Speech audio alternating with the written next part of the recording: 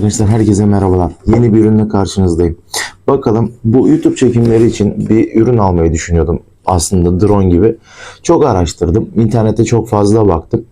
Şu an ilk başlangıçta daha yeni olduğumuz için DJI'nin Mini 2 SE modelini tercih ettim. Fiyat olarak da uygundu. Performans olarak da araştırdığıma göre gayet iyi bir ürün. Bunun çok fazla yüksek modelleri var. İşte 3'ü, Mini 3, Mini 4 gibi gidiyor ve onların meblağları da biraz da o şekilde yükseliyor. Biz dedik ki daha ufaktan başladığımız için en azından YouTube'da en azından size anlatacağımız bir yer olduğu zaman en azından daha güzel bir görüntü sağlayabilmek için böyle bir ürün aldık. Gelin sizle ürünü açalım. Daha önceden zaten açılmıştı bu ürün. Aşağı yukarı 2 yıllık falan bir ürün. Ama bu üründen daha önemli şeyler var arkadaşlar. Bu mini yani küçük olanlar mini olarak geçen ürünler bile olsa 249 gramın altında da olsa üstünde de olsa arkadaşlar bunları uçurmak için bazı yasal izinler gerekiyor. Ben bunları araştırırken aslında nasıl yaparım, nedir ne değildir diye genelde sosyal medyada herkes şunu söylüyor. 250 gram altıysa çok rahat bir şekilde uçurursunuz. Hiçbir sorun yaşamazsınız. Ama araştırmalar sonunda ve ürün aldıktan sonra birkaç kişiyle görüştüm bu işi yapan. Aslında işlemler o şekilde ilerlemiyormuş. Gelin arkadaşlar ilk önce ürünü açalım. Daha sonrasında nasıl bir şey olduğuna bakalım. Ben size zaten detaylarını alacağım. Zaten şöyle detayları anlatacağımdan bahsedeyim size. Ben daha yaklaşık 2-3 gündür bu işte koşturuyorum. Nasıl yaparız, nedir ne değildir diye. Ürünü açalım. Detaylarını videonun sonuna doğru size daha fazla paylaşacağım. Evet arkadaşlar ilk önce drone'umuzu buradan soketi var. Daha doğrusu ben buraya yapışkan olarak koydum. QR'ı var. Evet arkadaşlar ürünümüzü kutusundan çıkartalım. Hoppala. Şu şekilde ürünümüzü koyalım.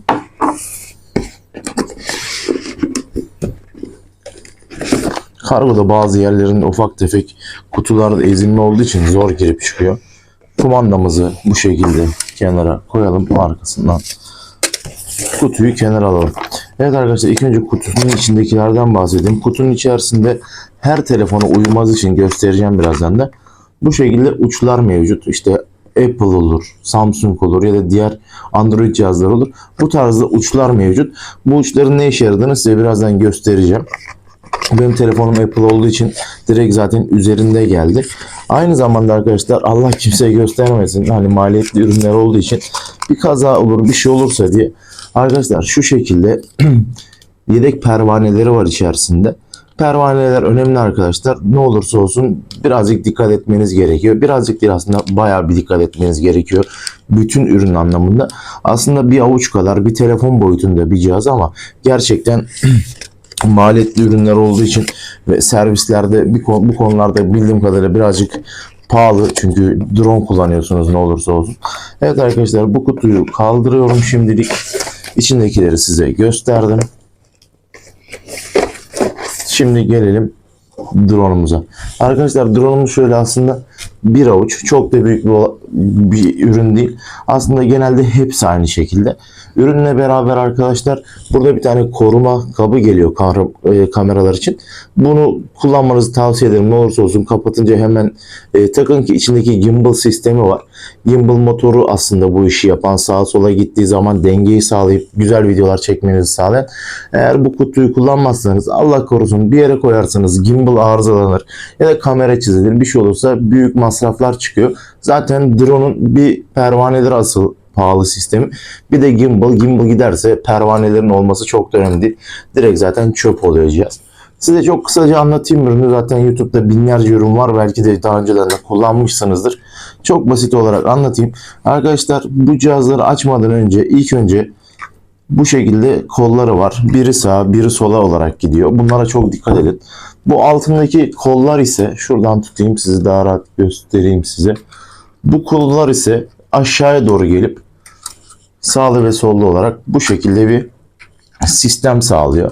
Şu şekilde göstereyim. Baktığınız zaman bunlar 249 gram 250'nin altında olduğu için çoğu yasal şeylerden aslında yasal şeylerin dışında kalıyor. Arkadaşlar sadece şunu söyleyebilirim. Ben ilk başta zorlanmıştım. Burada bir tane hafıza kart girişi var. Burada da normal şarj kablosu var. Zaten şarj kablosu içinden çıkmıyor. Bilginiz olsun. Normal telefon şarj cihazları oluyor. Arkadaşlar bu cihazı alırsanız ya da bu tarz cihazı alırsanız hafıza kartı takarsanız hafıza kartını telefonla birlikte bağladığınız zaman yani kumandayla bunu bir güncellemeniz gerekiyor. Güncelleme yaptıktan sonra otomatik olarak makine kaydı alıyor. İsterseniz bunu yani zaten bunu takmazsanız cihaz kayıt etmiyor. Telefonunuza dahi kayıt etmiyor.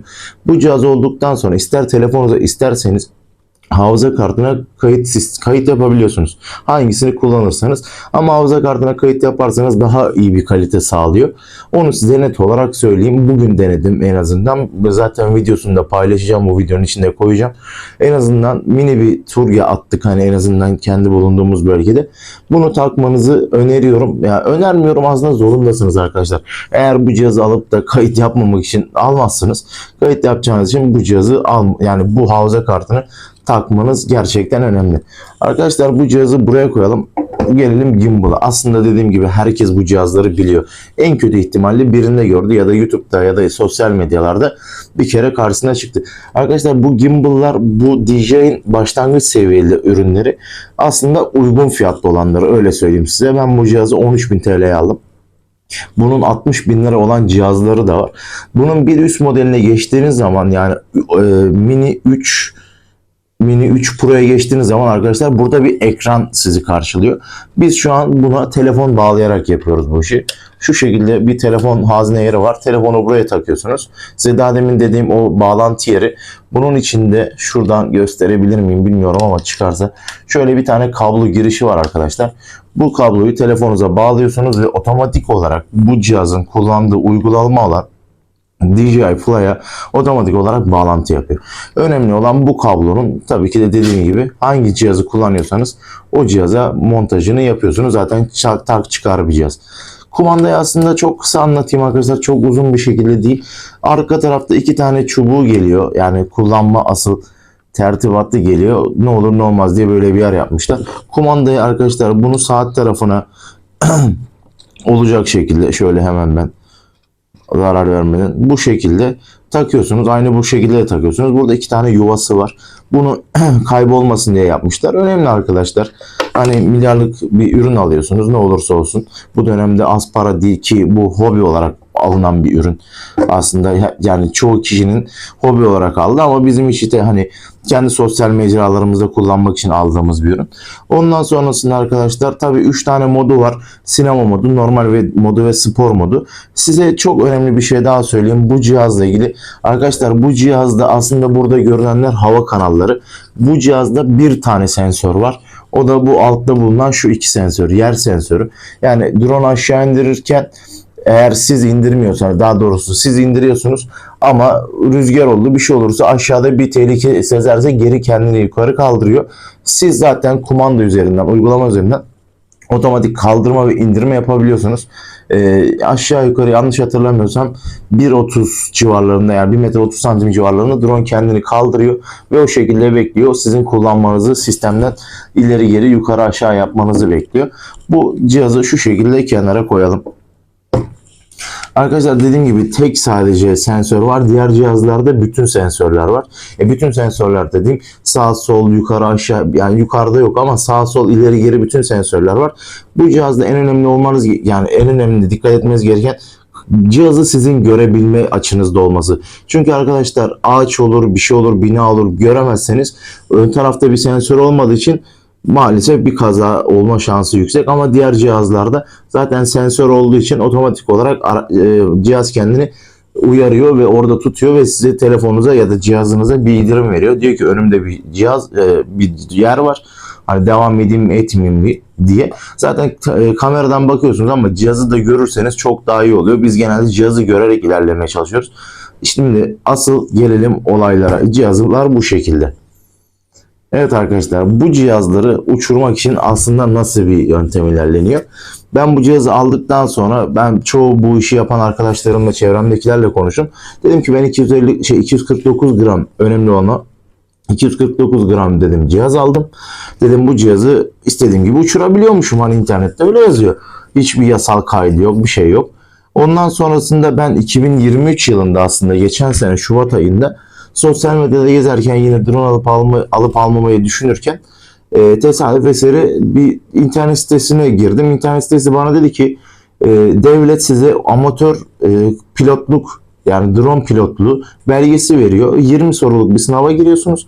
Bu sınav sonunda istediğiniz gibi bir drone uçurabiliyorsunuz. Ama devletin size sunduğu yerlerde, haritalarda kırmızı nokta, yani kırmızı olan yerlerde hiçbir şekilde drone uçurmanız kesinlikle yasak. Askeri bölge olur, işte polislerin oluyor, polis noktaları olur ya da devlete olarak, devletin böyle koruma olarak güvenlik aldığı yerlerde yasak. Hani onu söyleyeyim. Bu normal ticari de alsanız, amatör de alsanız, profesyonel bu işi yapan, bu dronların profesyonel uçucuları var. Dünyada bunlar yarışları var mesela. Onları yapan kişilerde bile o tarzda yerlerde drone uçurmanız direkt yasak. Hani belki drone'a müdahale bile edebiliyorlar. Drone'u düşürebiliyorlar. Hani bilginiz olsun, daha önce sadece internetten araştırdıklarımdan ilerliyorum. Sonrasında internette araştırırken devlet kurumlarına falan baktım. E-Devlet'e girdim. E-Devlet'te araştırırken sivil savunmada böyle bir kayıt olduğunu gördüm. SGHM'nin. Hemen oradan başvuru yaptım. 20 soruluk sınava girdim. Ondan sonrasında bana bir ekran çıktı daha doğrusu. Size kart olarak göndermiyorlar. Eğer amatör değil de profesyonel yaparsanız size bir kart vizit gönderiyorlar. Hani ileride bir polisle ya da bir jandarmayla bir karşılaşırsanız, niye drone uçuruyorsunuz, işte ehliyetiniz var mı dediklerinde bunu göstermeniz için. Bunu sadece size amatör olanlarda bir kağıt, daha doğrusu bir ekran görüntüsü olarak veriyorlar. Siz onun çıktısını alabiliyorsunuz kağıt olarak. Ben genelde dosyalarda bulunduruyorum, fotoğrafların içerisinde bulunduruyorum ya da hani bir ihtiyaç olduğu zaman oradan gösterebiliyorum. Ondan sonrasında ne yaparız, ne ederiz diye cihazı araştırırken öğrendim ki genelde bu drone işini çekim yapanların çoğu maalesef kaçak yaptığını gördüm. Kaçak demeyeyim, aslında izinsiz yaptığını gördüm. Normalde izinsiz drone uçurmanın cezası şu an aşağı yukarı 89-90 bin TL civarında. Eğer sizi birisi şikayet ederse ya da sizi polis görürse, neden drone uçuruyorsun, ne için uçuruyorsun gibi sorular soruyorlarmış. Ondan sonrasında tabii böyle bir yasal cezası var. Hani bilginiz olsun. Ben tabii bu 90 bin liraya duyurunca dedim ki yani zaten ucuza aldığımız ya da 3 kuruşluk bir cihaz, yani 60 bin liraya da alsan cihazı fark etmez. Her yakalanana 90 bin lira çok büyük bir meblağ şu anki Türkiye şartlarında. Ondan sonrasında arkadaşlarla konuştum. Dediler ki genel dediler kaymakamlıktan, daha doğrusu bulunduğunuz yerdeki en rütbeli merciye gidiyorsunuz dediler. Ben de burada kaymakamlıkla görüştüm. Kaymakamlıkta sağ olsun bir beyefendi bu işlerle ilgileniyormuş sadece. Beyefendi aslında çok uzun bir süreç olmadığını, bazı evrakları getirdiğinizde size nerede uçacağınızın detaylarını yazdığınız zaman onların size, yani jandarma bölgesi de jandarmaya, emniyet bölgesi de polislere, yani polis karakoluna sizden dilekçe gönderiyorlarmış. Tamam dedik, nasıl yaparız? Bizden de istenilenler şu şekilde oldu. Size de söyleyeyim. Sizden de bunları isteyecekler. Arkadaşlar aslında çok büyük bir şey değil. Bir tane dilekçe yazıyorsunuz. Nerede uçuracağınıza dair saati, günü, işte koordinatları detaylı bir şekilde bu yazıyorsunuz. Neden bu drone uçurmak istiyorsunuz? Amacınız ne? Hobi olarak mı? Sosyal medya olarak mı? Hani bunların detaylarını yazıyorsunuz. Ondan sonrasında aldığınız o drone belgesinin çıktısını alıyorsunuz. Yani ehliyetinizin, drone pilotluk ehliyetinin çıktısını alıyorsunuz. Ondan sonrasında ürünü nereden aldınız? En önemli olan o. Ürünü nereden aldıysanız oranın faturası. Sosyal medya, yani işte sosyal ağlardan aldıysanız, işte ya da ikinci el aldıysanız bütün hepsinin size detayları olması lazım. Bu arada bahsettiğim ürünler 249 gram için. Bunların kayıt süreci yok arkadaşlar. Küçük cihazları kayıt ettirmiyorsunuz. Zaten devlet bunun kaydını almıyor. Yani şu an öyle bir sistem yok ama bildiğim kadarıyla çalışıyorlarmış. Ondan sonra eğer isterseniz internetten de, sosyal medyadan aldığınız ürünlerin faturasını aldığınız kişiden ikinci else bunları talep etmeniz gerekiyor. Çünkü her defasında bu faturayı, bu kimlik bilgilerini hepsini istiyorlar. Yani 3 tane bilgi istiyorlar sizden. Bir tanesi dilekçe, bir tanesi drone belgesi, bir tanesi kimliğiniz. Bu 3 belgeyi hazırladıktan sonra Detayları da yazdıktan sonra dilekçeye, kaymakamlıklarda bu işe bakan hangi bölümse oraya gidiyorsunuz ve bunu veriyorsunuz. Bunlar sizin uçuracağınız yere göre jandarma ve polislere bu şekilde evrağı gönderiyorlar. Birkaç gün içerisinde emniyetten ya da jandarmadan size bilgi geliyor. Daha doğrusu kaymakamlıktan ya da sizi arıyorlar. Evet, şu tarihlerde uçurmak istemişsiniz, onaylıyoruz ya da onaylamıyoruz. Yani izin alabiliyorsunuz ya da alamıyorsunuz gibi. O bulunduğunuz bölge çok önemli. Hani nerede uçuracaksınız? Yani tahmin ediyorum İstanbul tarafında o işler birazcık daha zordur. Çünkü çok fazla askeri yer var, emniyet yeri var, işte protokol yerleri çok fazla. Yani tahmin ettiğim yerler. Küçük olan yerlerde nasıl olacak? Onu şöyle yapacağız. Onu ben de bilmiyorum. Ben bugün işte dün aslında Cuma günü kaymakamlıkla görüştükten sonra ben dedim ki ben sosyal medyada, YouTube'da içerik üretiyorum. Çocuk ürünleri, işte sosyal medya, bulunduğum yer, konaklama yerleriyle ilgili. Bana dediler ki madem bu işi yapıyorsun bize dediler bir çizelge çıkar. Varsayıyorum haftada 3 gün mü uçuracaksın? 3 gün şu koordinatlarda, şu saatlerde bu bölgede uçmak istiyorum diye. Yoksa her defasında tek tek gitmeniz gerekiyor arkadaşlar. Her bir yazdığınız kağıda diyeceksiniz ki ben X yerde bugün uçmak istiyorum. Belki 2 gün sonra başka bir video çekeceksiniz. 2 gün sonra bir daha gideceksiniz. Onun yerine bir planlama yapın dediler. Dediler ki hangi günlerde uçmak istiyorsanız izin almak için. Dediler ki biz bunu bu şekilde gönderelim. Karşı taraf toplu olarak onay alsın. Size izin verildikten sonra zaten sallıyorum haftada 3 gün çekecekseniz 3'ünün onayını ortak olarak göndereceklerdir. Ayrı ayrı göndereceklerini zannetmiyorum. Bunun planlamasını şu an zaten yapıyorum. Şu an size anlatmamın tek nedeni şu arkadaşlar. Sosyal medyada yani gerçekten o kadar çok haber dönüyor ki ya ben bu drone'u ilk aldım 249 gram üf dedim tamam kayıt yok hiçbir şey yok. Ben dedim kafama göre takacağım çıkartacağım uçacağım hiç öyle bir şey yok. Ama ilk düşündüm acaba almasam mıydım şimdi ne yapacağız gibi. Nasıl bir yol izleriz diye. Ama ondan sonra konuştuğum kaymakamlıktaki beyefendi sağ olsun dedi ki aslında çok zor değil. İnsanlar dedi hani kaçak yapmaya çalışıyorlardı. Çünkü anlık. Evet arkadaşlar biraz da öyle bir şey var. Mesela ben sizi tahmin edebiliyorum. Ben de ilk düşündüm. Varsayıyorum bir yere gittiniz. Çok güzel bir manzara var. Diyorsunuz ki drone'u kaldırayım uçurayım. Evet bunu kaçak olarak o an yapabilirsiniz. Yakalanmamak şartıyla. Yakalanırsanız cezası büyük.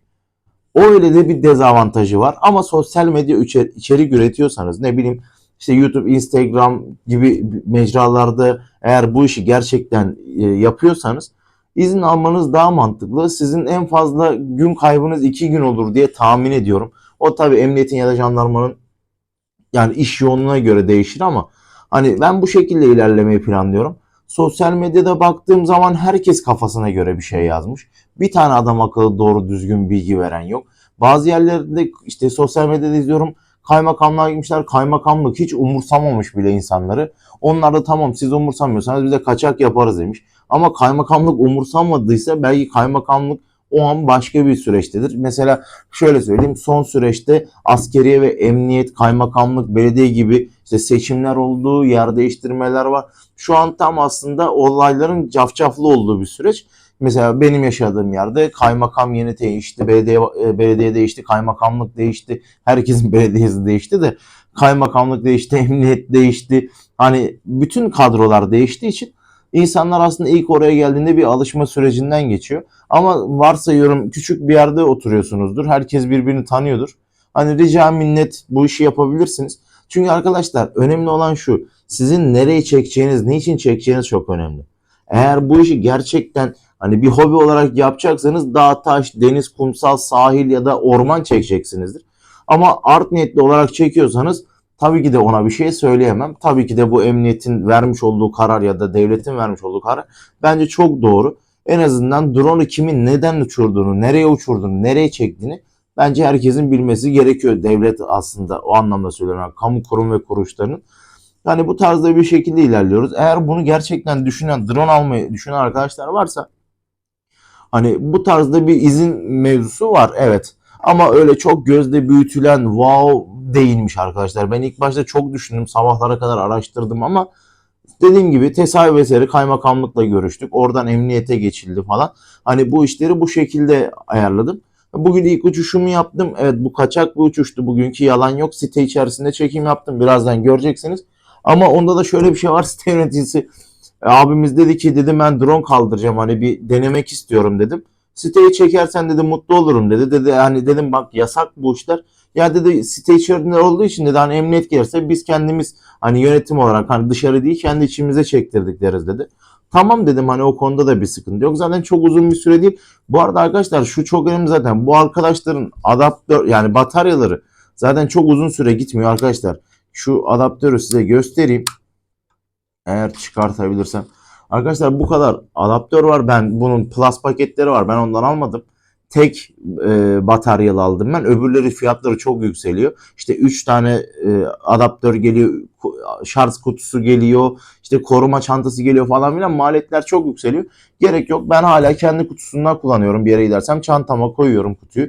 Ve o şekilde götürüyorum. Arkadaşlar bu pilli maksimum zaten kullanım süresi 31 dakika. Kafadan zaten 5 dakikasını silin. 5 dakikada drone'u aşağı indirdiniz ettiniz derken zaten bir koruma paneli siz mantıken korumak zorundasınız bataryayı da. Hani ondan dolayı en fazla uçuracağınız, eğer drone'la gerçekten çekim yapacaksanız, benim tahminim 10-15 dakika uçuracaksınız. Zaten düğünlerde bile profesyonel drone çeken arkadaşlarımız var. Onların bile uçurdukları dakika süresi en fazla 7-8 dakika. Çünkü toplamda adamların müşterilerine, yani düğün sahibine sunduğu drone ile çekim süresi 40 saniye 45 saniye. Hani öyle çok gözünüzde büyütmeyin. Önemli olan, drone'u almadan önce, eğer almayı planlayan arkadaşlar varsa, ilk önce bir gitsin bu mecralarla bir görürsün. Desin ki ben sosyal medya yapıyorum ya da ben bunu hobi olarak yapmak istiyorum. Ben nasıl bir evrak işi yapmam lazım? Ne istiyorsunuz bizden? Yardımcı nasıl olursunuz diye bir konuşun. Zaten onlar size yardımcı olacaklardır. Çünkü hani çok büyük bir elzemlik bir şey değil. Dediğim gibi 3 tane evrak isteniyor. Bunu gidip kendi bulunduğunuz kolluk kuvvetlerine ya da kaymakamla, ilçe, köy, kasaba, hani hangi noktada oturuyorsanız, sizdeki en büyük devlet kurumu kimse, onlarla görüşebilirsiniz. Zaten yardımcı oluyorlar çünkü onlarlık bir sorun değil. Önemli olan elinizde bir tane resmi kayıt olması. Resmi kayıtın amacı da dediğim gibi yüksek bir cezası var ve insanlar kendini çekildiğini ya da özel hayatı, hani özel hayatının bir şekilde kaybolduğunu düşünüyorlar drone çekerken. Çünkü düşünsenize, plajda yatıyorsunuz, bir anda kafanızdan drone geçiyor. Kaydı kim aldığı, nereye koyacak, kimle paylaşacak, bunu bilmiyorsunuz. Ama bunu yasal olarak yaparsanız 2 gün sonra gittiğiniz zaman emniyete, böyle bir günde şu saatlerde bir drone uçurdu, kim uçurdu, neden uçurdu diye bunu öğrenme şansınız var. Zaten önümüzde, yani bildiğiniz gibi herkes drone çekiyor artık. İnanılmaz bir hobi haline geldi. Sosyal medya bütün droncularla kaynıyor. Aslında yeni bir meslek oldu bu. Düğün saloncuları çekiyor, mekan sahipleri çekiyor, tekne yatçılar çekiyor.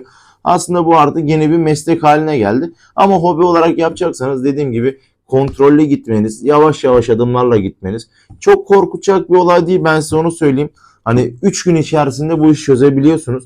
Kaymakamlık, emniyet derken bir anda bütün işlemleriniz bitiyor. Dediğim gibi internet sitesinden drone pilotluk, amatör pilotluğu da alabilirsiniz. 20 soru arkadaşlar toplasanız zaten 2 dakikanızı 3 dakikanızı alıyor. Genel sorular soruyorlar aslında. Orada çok drone üzerinden değil. Ama bu işi profesyonel yapacağım, ben hani daha büyük cihazlarla yapacağım derseniz, arkadaşlar bunun için ayrı okullar var ya da kurslar var ve bunu direkt Sivil Havacılık Genel Müdürlüğü'nün bağlı olduğu yerler. Oraya gitmeniz lazım. Orada 249 gram değil de daha büyük cihazları uçurarak bunu yapabilirsiniz. Ben bu işte, bunun sporları da var. Nasıl e-spor gibi sporları varsa, drone sporları da var dünya üzerinde. İstanbul'da çoğu arkadaşımız bunu yapıyor. Sosyal medyadan takip ettiğim arkadaşlarımız var. Hani çoğu bunu yapıyorlar. Onları da tebrik ederim gerçekten. Çünkü bu arkadaşın daha profesyonellerini kullanıyorlar. Ve arkadaşlar, hiç kullanmadıysanız kullanınca anlayacaksınız.